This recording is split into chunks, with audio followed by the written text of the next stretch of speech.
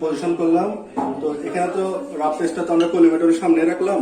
তো পারপেন্ডিকুলার প্লেসটা করার পর এখানে আমাদের একটা সহজ একটা বিষয়টা মনে রাখতে হবে, সেটা হচ্ছে করার পর আমরা প্রিজম টেবলকে একটু ইয়ে করে দেখবো যে আমরা এখানে একটা আলো পাবো। সেটা হচ্ছে আমাদের অ্যাকচুয়াল টোটাল ইন্টারনাল রিফ্লেকশনের যে আলোটা, খালি চোখে দেখতে পাবো। তো এই আলোটা যখন আমরা দেখতে পাবো, তারপর আমরা টেলিস্কোপ দিয়ে পজিশন করে ওই আলোটা ডিমার্কেশন লাইনটা নিব, অর্থাৎ ম্যাক্সিমাম আর মিনিমাম ইন্টেন্সিটির মধ্যবর্তী যে লাইনের যে আলো, ওই আলোটা আমরা লিমিটে নিব। হ্যাঁ, তারপর ঠিক আছে। তারপর সেম ভাবে এটা হচ্ছে আমাদের প্রিজম ম্যাটেরিয়ালে, আর আবার সেম ভাবে এই পাশে নিলে আমরা এখানে একটা আলোর জন্য সমস্যা নেই। তারপর সেম আমরা এখানে একটা যে খালি চোখে একটা আলো আসবে, তো এখানে এটা এইভাবে প্লেস করে এই স্কেল বি স্কেলে তাও আমরা ডিমার্কেশন লাইনের পজিশনের জন্য আমরা এখানে ভ্যালুটা নিব। আচ্ছা, ডিমার্কেশন লাইনটা অ্যাকচুয়ালি কি জিনিস এটা একটু এক্সপ্লেইন করুন। ম্যাক্সিমাম ইন্টেন্সিটি আর মিনিমাম ইন্টেন্সিটির মধ্যবর্তী লাইনটা, এটা হচ্ছে আমাদের ডিমার্কেশন লাইন। এরপর হচ্ছে আমার টেবল ফিল্টার। আচ্ছা, ডিমার্কেশন লাইনটা কি এক্স্যাক্টলি পাবো নাকি আনুমানিক ভাবে নিতে হবে?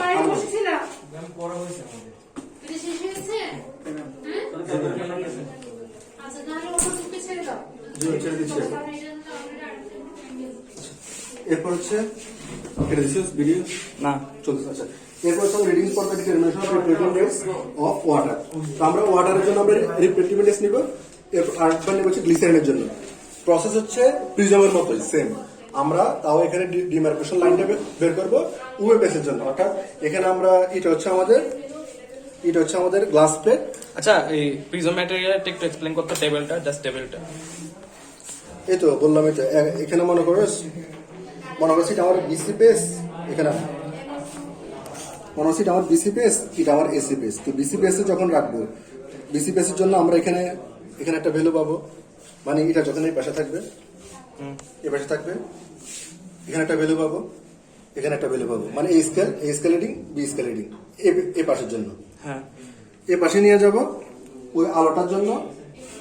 তাও আমরা কি এই স্কেল বি স্কেল, এই স্কেল বি স্কেল দুটো রিডিং পাবো।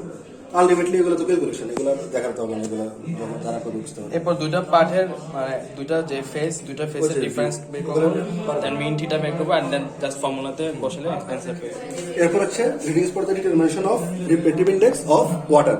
তাহলে আমরা এখানে এবার বের করব ওয়াটারের জন্য। তো ওয়াটারের জন্য কি করব? সেম প্রসেস, জাস্ট আমাদের প্রিজমে হচ্ছে ওয়াটার অ্যাড করতে হবে। এই তো এখান থেকে এবার ওয়াটার অ্যাড করার প্রসেসটা একটু বলে দেন। ওয়াটার হচ্ছে যে আমরা এখানে ওয়াটার লাগাবো হচ্ছে আমরা, যেটা হচ্ছে যে আমাদের মসৃণ পেজ, অর্থাৎ কি বলে রাফ সারফেসের বাদে যে কোনো সাইডে ওয়াটার লাগাইলে হবে।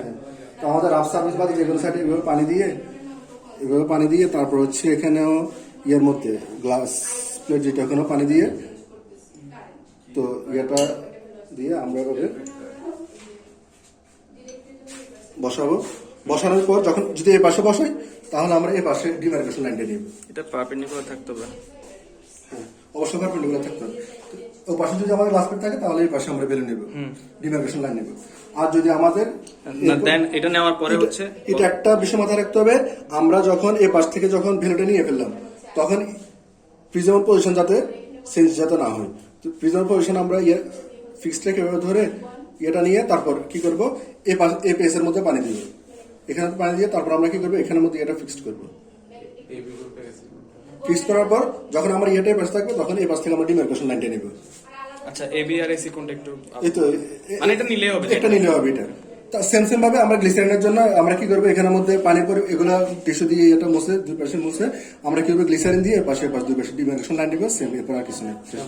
ওকে, দেন গ্লিসারিনের জন্য সেম প্রসেস, জাস্ট ওয়াটারে যাই গ্লিসারিন এড করতে হবে। দেন হচ্ছে ইকুয়েশনটা কি দেখাতো একটু, থিওরিটা একটু দেখাই দাও। এই যে প্রিজম ম্যাটেরিয়াল আর লিকুইড মানে একবার এখানে একবার ওয়াটারের জন্য আসবে, একবার গ্লিসারিনের জন্য আসবে, দুইটার জন্য দুই ফর্মুলা। কাটছস কেটে। ওকে।